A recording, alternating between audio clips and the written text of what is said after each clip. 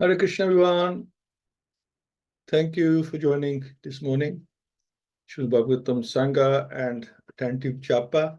Hopefully, we can fit that in later on. And let's continue with Prajāpati Dakṣa, Nārada Muni, the Haryashvas, his sons. Things are getting a little bit heated up now. Let's see where it goes from here. Hare Krishna. So the Haryashvas, the sons of Prajāpati Dakṣa, were very well behaved, cultured sons. But unfortunately, because of the instructions of Nārada Muni, they deviated from the order of their father.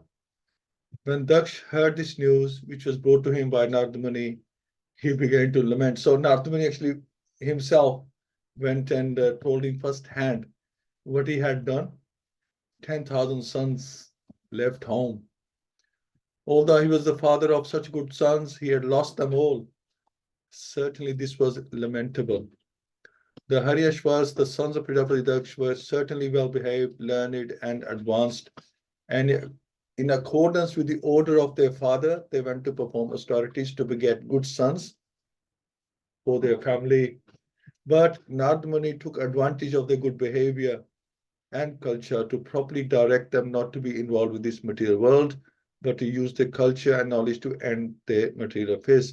So it says the Haryashvas, they went to perform austerities to get good sons for their family. So it's mentioned that, so before, what was the system before getting married? The sons would go away to do austerity, to get some potency and knowledge, because they will, when they have their sons, they have children, they will be their gurus and they must be ready for that. So your kids can only be good as, you can only give them what you have. You cannot give them what you don't have.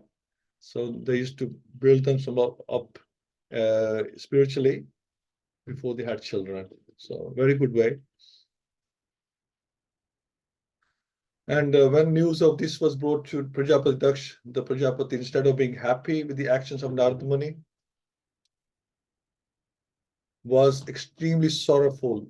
Similarly, we are trying to bring as many young men as possible to the Krishna consciousness movement for their ultimate benefit. So Srila Prabhupada is comparing that. So what's going when he was here? But the parents of the young men joining this movement, being very sorry, are lamenting and making counter propaganda. Of course, Prajāpati Dakṣa did not make propaganda against Nārada Muni, but later, as we shall see, Daksh cursed Nārada Muni for his benevolent activities. This is the way of a materialistic life. A materialistic father and mother want to engage their sons in begetting children. They're saying, why are you wasting time chanting? Go out, have some fun, meet your friends. No?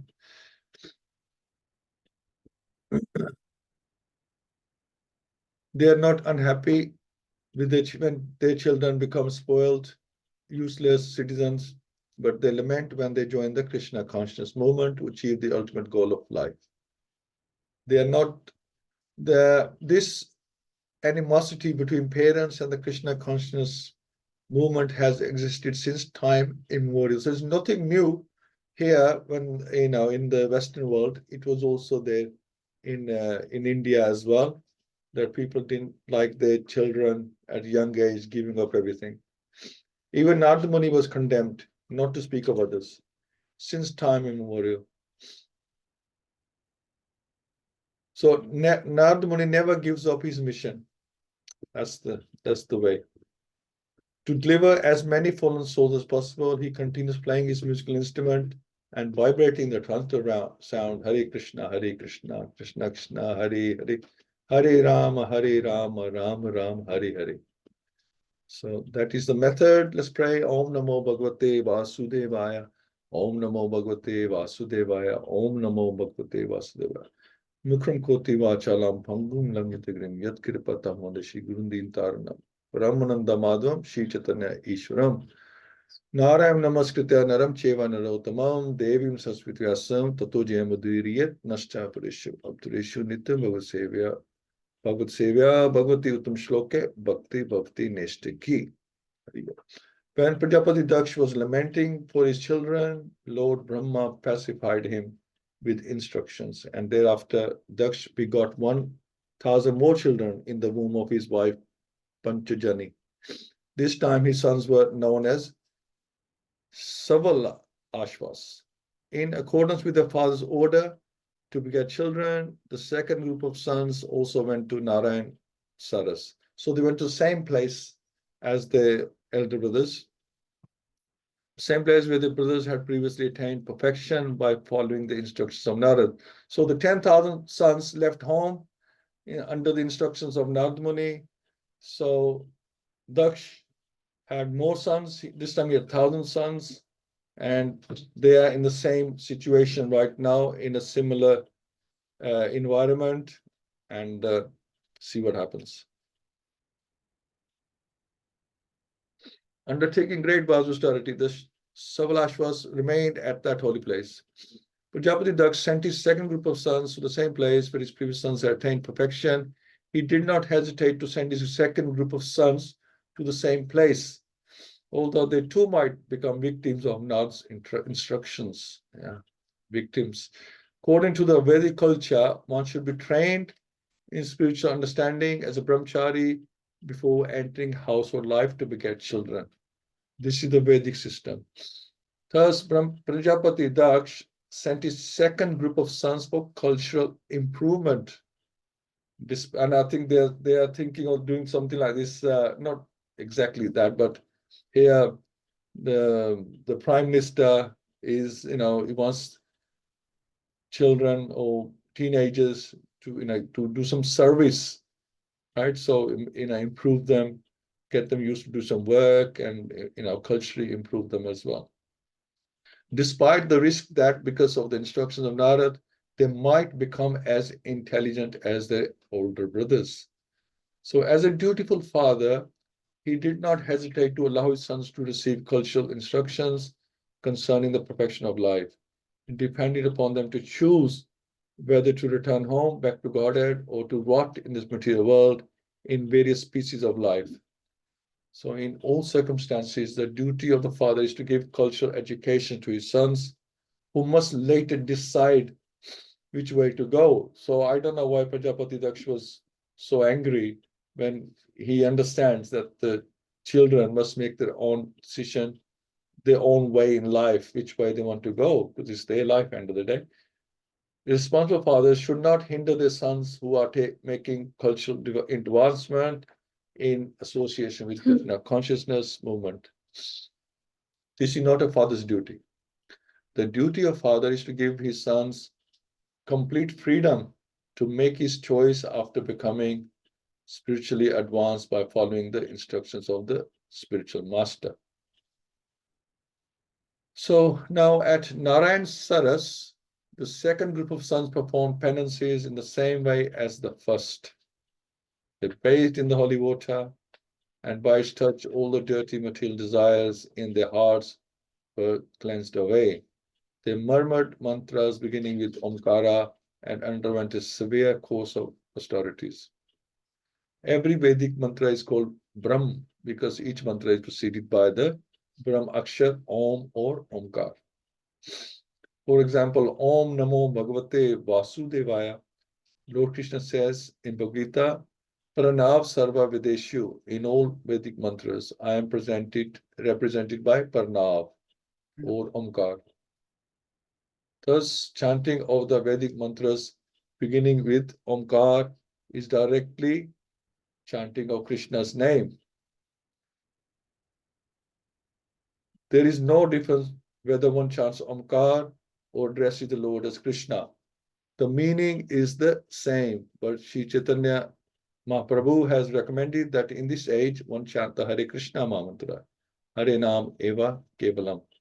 Although there is no difference between Hare Krishna and Vedic mantras beginning with Omkar, Sri Chaitanya Mahaprabhu, the leader of the spiritual movement for this age, has recommended that one chant Hare Krishna, Krishna Krishna, Hare Hare, Hare Ram, Ram Ram, Hare Hare. So Now, for a few months, the sons of Prajāpati Dakṣa drank only water and ate only air. Those days, you could do this, the bodies were much stronger and you could just survive just on air. As long as your heart didn't stop beating, you could do all this. But now, we're not that strong. We can't stay without water for even one day.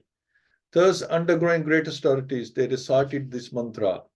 Let us offer our respectful obeisances unto Narayan, the Supreme Personality of Godhead, who is always situated in his transcendental abode. Since he is the Supreme Person, Paramhans, let us offer our respectful obeisances unto him. So from these verses, it is apparent that the chanting of the Maha Mantra or the Vedic mantras must be accompanied by severe austerities. So just chanting is not enough. You have to do austerities as well. And I don't know what's happening here. Just give me a minute, excuse me. Okay, that's sorted. So you have to do austerities as well, like those mentioned herein. So drinking only water and eating only air. So you can, that's the kind of austerities they were expected to do. So one cannot imitate such a process, but at least one must undergo some austerity for giving up four unwanted principles, namely illicit sex, meat eating, intoxication, gambling. So these are our austerities nowadays. That's what we expect to do. And a lot of people even run away. Wow, this is too much. We can't do this. So people in Kali Yuga cannot do austerities. So anyone can easily practice this tapasya. This is a mindset. You can do it. It's a matter of whether you want to or not, or you feel strongly enough to do it. And then the chanting of the Hare Krishna mantra will be effective without delay. So to chant the Maha Mantra, if you're doing austerities or following the four regulations, it makes it more potent. Excuse me. So one should not give up the process of austerity. If possible, one should bathe in the waters of Ganges or Yamuna, or in the absence of the Ganges or Yamuna, one may bathe in the water of the sea. This is an item of austerity. Our Krishna conscious movement has therefore established two very large centers, one in Vrindavan and another in Mayapur, Navdeep.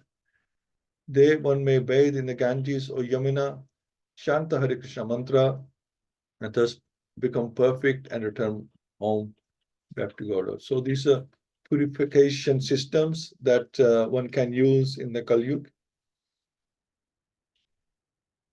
O King Parikshit, Nārada Muni approached the sons of Prajāpati Dakṣa, who were engaged in tapasya to beget children, and spoke enigmatic words to them, just as he had spoken to their elder brothers. Now, the 1,000 sons are going to get the same treatment as the 10,000. Now, Nārada Muni, you can see he's, we talk about his superhero. He's totally fearless. He knows that Prajāpati Dakṣa was very angry with him before, and now to do it again, same thing, it's not going to go down very well. So, but he's fearless, and he'll just continue to do his service, whatever the result. And so, O sons of Daksh, please hear my words of instruction attentively. You are all very affectionate to your elder brothers, the Haryashvas. Therefore, you should follow their path. So he starts this. He think that this tactic would work with his with the sons of Prajapati. O brother, aware of the principles of religion, a brother aware of the principles of religion follows in the footsteps of his elder brothers.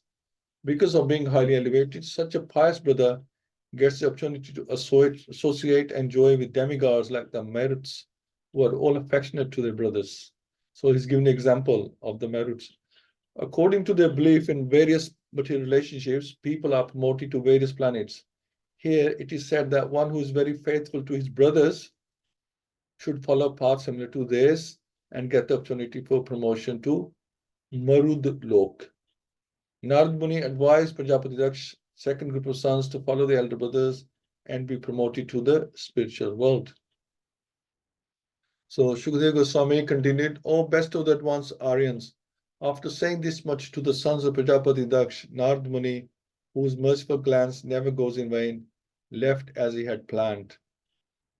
So his job again is done. Away he goes. The sons of Daksh followed their eldest brothers, not attempting to produce children. They engaged themselves in Krishna consciousness. So 10,000 sons lost before, now another 1,000. So, it's a big loss as from the point of view of Prajāpati Dakṣa.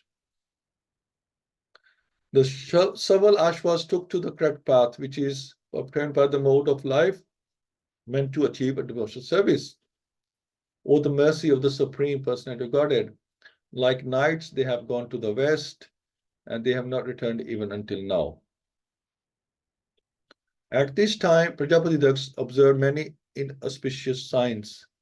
So he could only tell that something wrong has happened. He was expecting his sons back home, and there's some signs that there's some problems. He heard from various sources that his second group of sons, several ashwas, had followed the path of the elder brothers in accordance with the instructions of Nārada. So you can imagine the parents' dilemma, from his point of view. It's, like very shocking. It's not a very auspicious moment. When he heard that the several ashwas had also left this world to engage in devotional service, Daksh was very angry at Nārada. Now he thought, he forgave him once, but this is like, he's really has messed up all his plans. And he almost fainted due to lamentation this time. When Daksh met Nārada, Daksha's lips began trembling in anger, and he spoke as follows. Now, from the point of Daksh, he's losing his sons and also his service, because this is his service to increase progeny.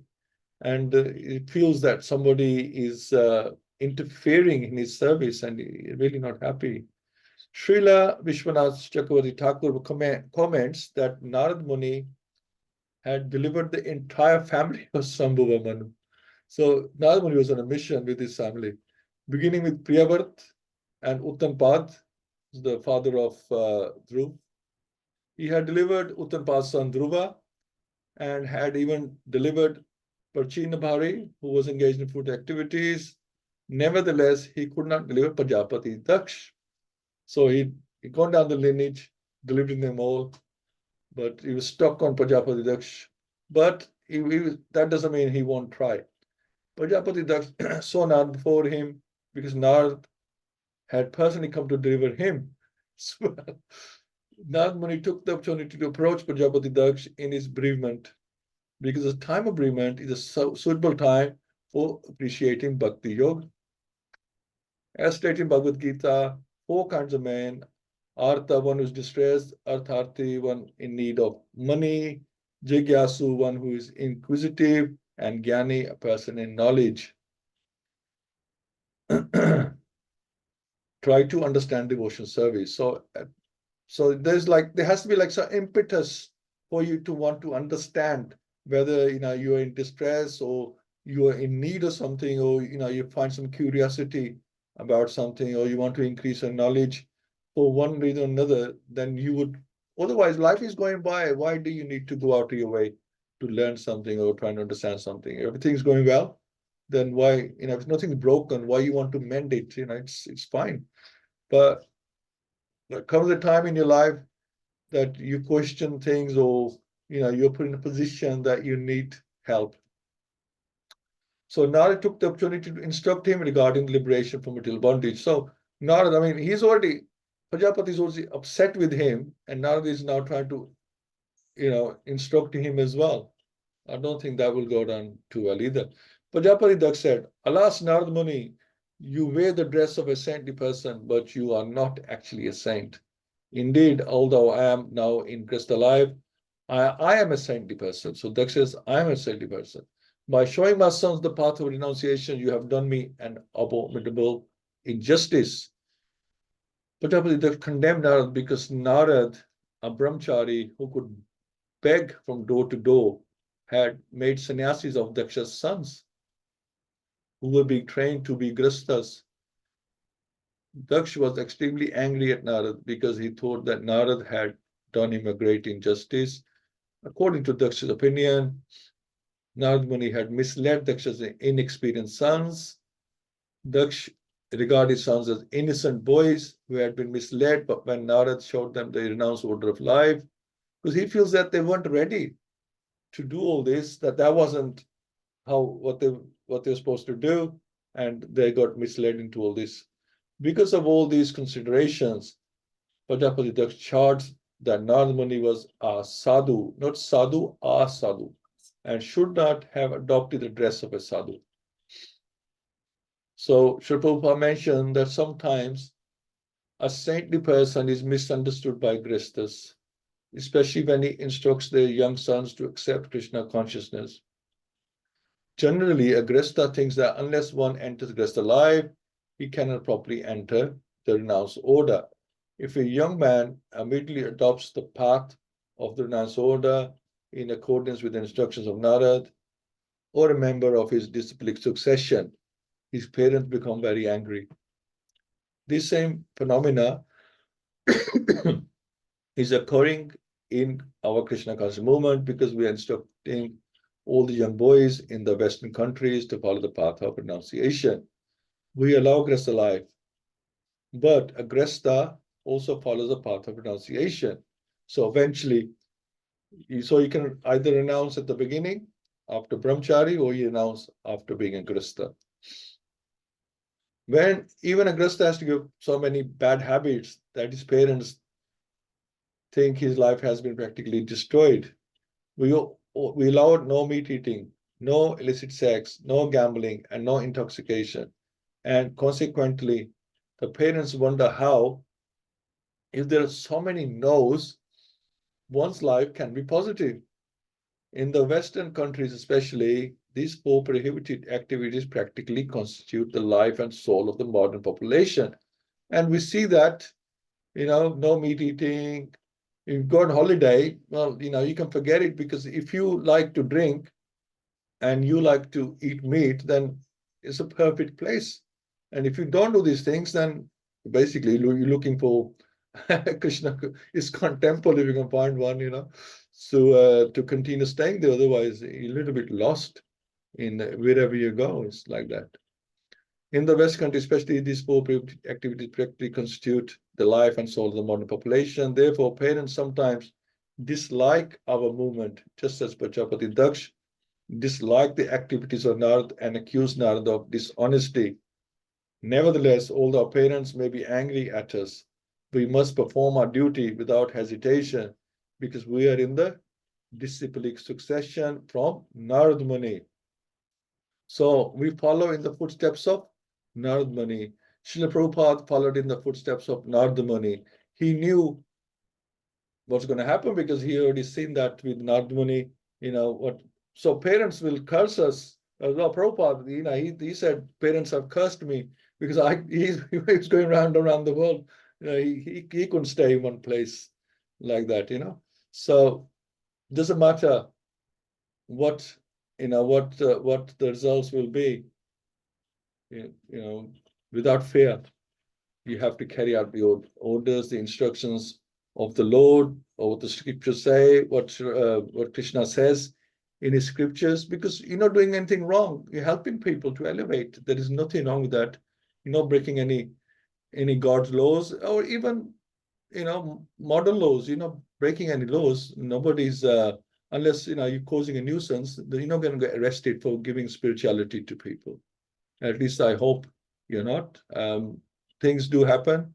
When people portray it in a wrong way, then the government may intervene. Otherwise, as far as Srila Prabhupada is concerned, the government could see that instead of sending people to rehab, they're becoming spiritual people. There's no harm in that. So thank you all so much for joining. Hina Mataji, Shani Mataji, Madhav Shyam Sundar Prabhu, Praveen Mataji, Pundrikaksh Prabhu, Sureshya Mataji, and my father Lordji. Thank you. And so Srimad Bhagavatam, it teaches us so many things.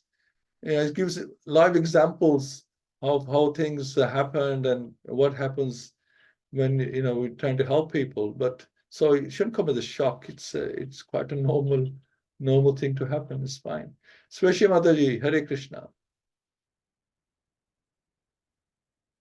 Hare Krishna, everybody. Hare Krishna.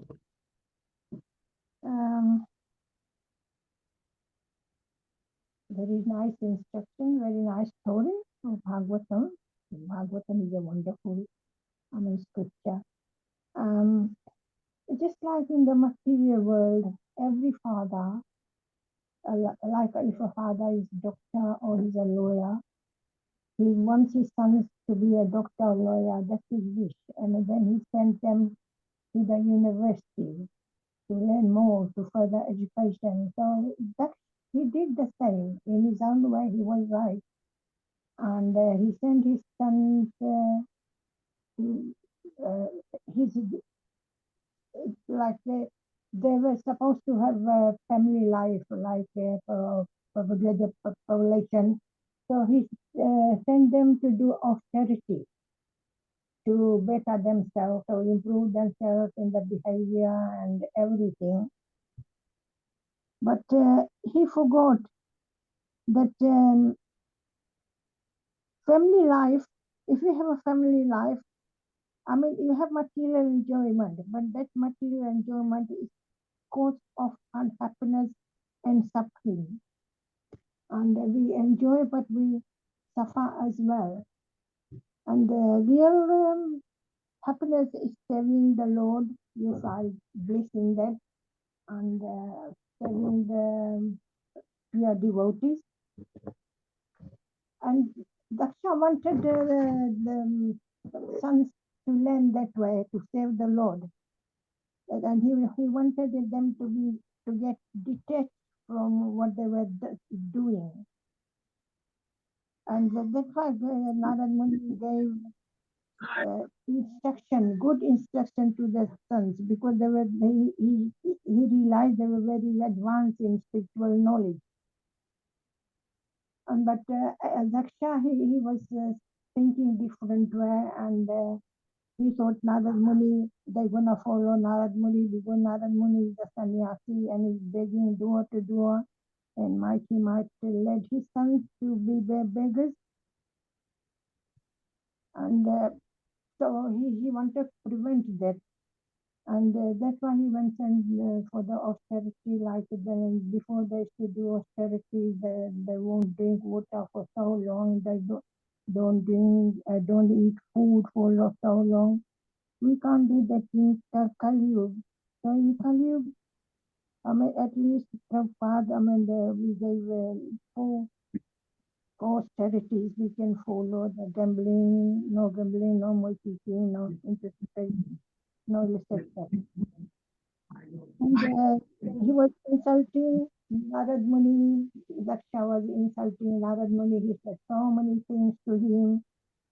And he tolerated all that because he's a Vaishnava and sadhu. Sadhus are very merciful and tolerant and friendly to all living entities. That's why they're giving them the right path to go to back to Godhead. And Nārada Muni not only was delivering Daksha, he delivered Dhuru Maharaj, Prahlad Maharaj, sons of Manu. And but Nārada Muni, Daksha, he thought that he was much better than Nārada Muni because he had false ego. Because his job was to progress the population, so he thought he was better. That's why he was criticizing Nārada Muni. So we should be careful in this world. Sometimes we think we are higher and we got more knowledge than the others, but we don't know the other person got more knowledge than you have. So we should respect everybody and respect everybody what they are. I don't know what to say. That's it. Thank you. Thank you so much, Madhi. Thank you. Hare Krishna. Pundikaksh Prabhu. Hare Bol. Hare Bol, Prabhuji. Hare Krishna to everyone. Yeah, few points. In the beginning, Daksha allowed his sons to decide what to do, and I'm thinking that might be confirming that we are constantly under the influence of three modes, and we keep changing the modes. So initially he was happy to allow his sons to go and take the association of Nārada Muni, but again he got fear as well at the end. Maybe that could be the reason, I thought. And then chanting should be done along with austerities. So if you don't do austerities, then it will affect our chanting, and it could be offensive chanting then. And chanting is required to do your austerities properly. So both are interdependent, I felt, Prabhuji. Adho Shraddha Sadhu Sangha Bhajana Kriya Anadhanavati. This is a cyclic process. So as along we keep doing it, and then anadhas will be cleared little bit, I thought. And Nārada Muni is fearless.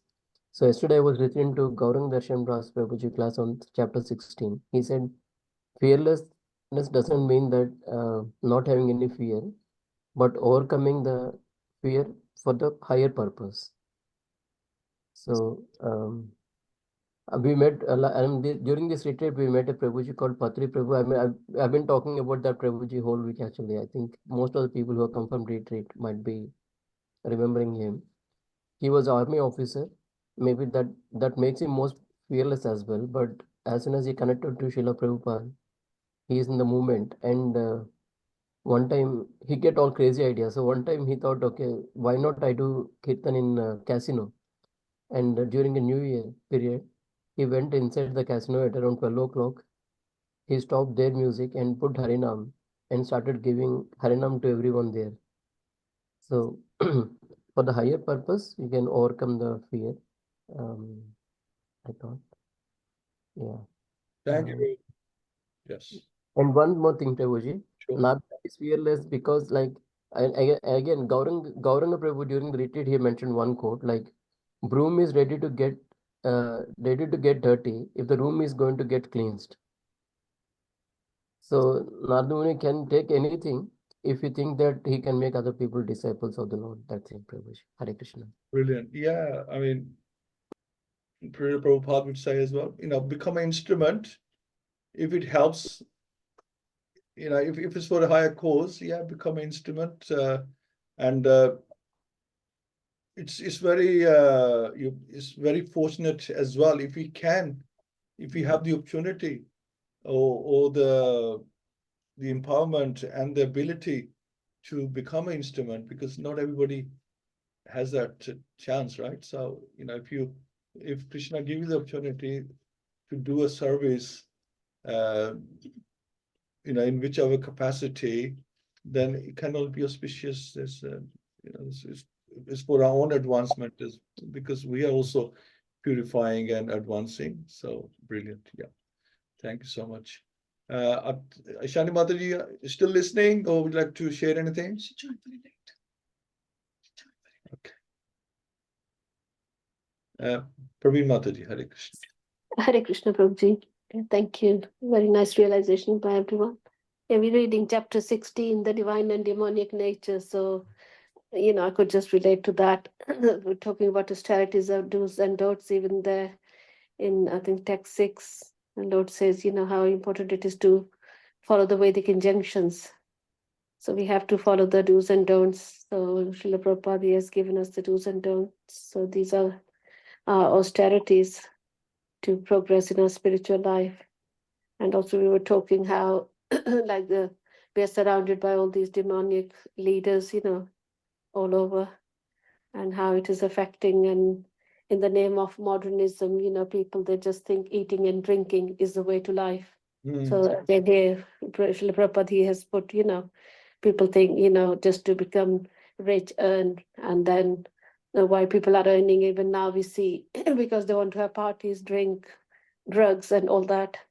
So and Srila Prabhupada, how mercifully he's given Harinam to everyone and saved people going to rehab. So spiritual life is the answer, and yeah, so we're very fortunate and grateful to Srila Prabhupada. And to you, Prabhuji, for giving us the class every Friday. Thank you so much, keeping us connected. Hare Krishna. Thank you. So do you think Mataji Daksh is right in getting angry? Well, in a way, yeah, because first I thought, oh my God, why that she's getting angry and he's cursing Nārada Muni. But then because it was obstructing his service. So then if it is service to the Lord, then we have a reason to be angry when it is for the right cause. And yeah, so yeah, first I couldn't understand, but then you said, yeah, because it was affecting his service. So then I thought, yeah, okay, he was right in a way. Now, from his own point of view, he was I guess he was right, because like I said, that it was this is the thing though, because Krishna is like, he's given this service to him, and yet Nārada Muni, who's is a great devotee of Krishna, he's obstructing it. So, Krishna does that. It's like in Mahabharata, there's like, Yes, yeah. you get into a situation that there's like no solution, really no Yeah, solution. but when it comes to service, so whatever we do, we have to do it wholeheartedly. So that is the whole purpose of doing service. So Daksha, he has taken it seriously. So, but then another question I was thinking on last week, Prabhuji, because Nārada Muni, he has done so much, and like how he's depicted in the films, because even we used to say, like jokingly, if somebody's causing trouble, as oh, Nārada Muni came, So, but why don't we like pray obeisances or anything like in our mission to Nārada Muni, because we've got Bhagavatam because of Nārada Muni, everything, So now we're reading Nārada Muni, he helped Daksha's sons. So, but we don't do any prayers for. You can do, because we have Panchatattva, Srivasa is there. Yeah, so like, yeah, in a way it is there, he's there, yes, yeah. We also Jai Shri Krishna Chaitanya Prabhu Nityananda Shri Advaita Shri Vasati Gaur Bhakta Vrinda. So Yeah. every minute of the day. Yeah, so we are doing it. Yeah. I didn't think like that. Yes. Yeah. And Thank you. I won't say too long, because we might end up having a fast for Nārada Muni. I think we've got plenty of fasts already. Yes. So, But it's good in a way, yes, to. Yes, thank you so much, Prabhu. Hare Krishna. The end of the day, we're following in the footsteps of Lord Chaitanya. So whatever Lord Chaitanya did, what he appreciated, what he followed, we just following that, because we're in the part of the disciplic succession obviously from Krishna onwards, but we sort of gone back to Lord Chaitanya in the disciplic succession, and from then, because that's like required for the Kali Yuga, Lord Chaitanya came in the Kali Yuga. So whatever the needs are of the Kali Yuga, we're following those, because we really can't obviously go back all the way to Treta Yuga or Sat Yuga or even Dwapar Yuga to do all what they were doing. So we taken from Kali Yuga and following the footsteps of Lord Chaitanya, and it's more than enough if we do it properly. Main thing is to do it properly. Whatever they're following, whatever they're worshipping, we have this Gaudiya Vaishnava system. Whatever the altar is recommended for the altar, we put that on the altar. Whatever Akadashis and other austerities that are given, follow them. I think it's sufficient. Main thing is it's sufficient to take us back home, back to Godhead. We follow the instructions of Srila Prabhupada. So this is another reason why I follow the instructions of Srila Prabhupada, because we follow too many paramparas, different systems, then it will just all become confusing. We just have to follow one system, and we chose Srila Prabhupada system. Follow that, do it properly. It should be sufficient. Yeah, but the only thing I still want to find answer, because Chaitanya Mahaprabhu, he didn't let any women, come nearby. So not that he disrespected women, but for the right reasons. So why that, that is not followed? So Srila Prabhupada, he allowed women to,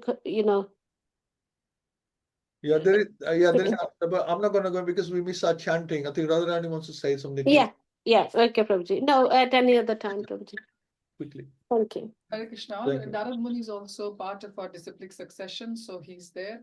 But like Narayan Keshav Prabhu said, Nārada Muni has got a different incarnation in Kali Yuga, so we follow that, and we follow the Gaudiya Vaishnav. And so things have been simplified for Kali Yuga because Krishna knows that this is how our bodies are, this is how our minds are. If we were given the Satyuga regulations to follow, I don't think we would have been touched the bhakti in this life. And also, I was thinking about the parallels. So there's so many parallels. In Satyuga, the bhakti, how it was done, same thing, 4 regulations. Like we have 4 regulations, the regulations were also there. But they were stricter because they were more capable, they had more stronger bodies, stronger minds, stronger will, stronger determination than what people have in this yuga. And also another thing I heard from very great scholarly person in our movement, Sanatan Dharmadas, he's from Pune. He gives lovely classes on Hare Krishna TV. If you get chance, you should listen. And he was telling that in Kali Yuga, somebody asked him that we can get away with having good or bad thoughts in our head because in Kali Yuga, this is maaf. This is excused. He said, no, if we have good thoughts in Kali Yuga, for example, you just imagine that you fed a group of hungry people or a hungry, helpless person, you fed him. You will get the piety for that, even if you haven't performed it. And if you think of anything bad in your head, what's going to happen is, if we don't check on that bad thought, you're going to reinforce it, you're going to cement it in your head, and eventually that bad thought is turned into a bad action. So that is definitely going to give you karma, that is going to give you consequence, that is going to give you results.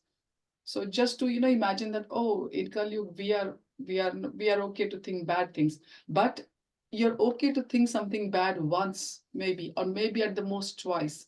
But if you keep on repeating your bad behavior is going to turn into bad action. So I thought that was such a lovely point, because we just take it so lightly when we hear, oh, in Kali Yuga we can get away by thinking bad things in our head. That is excuse to us Kali Yuga jivas. But no, so I thought I will definitely share with you all that we have to be on the cautious side.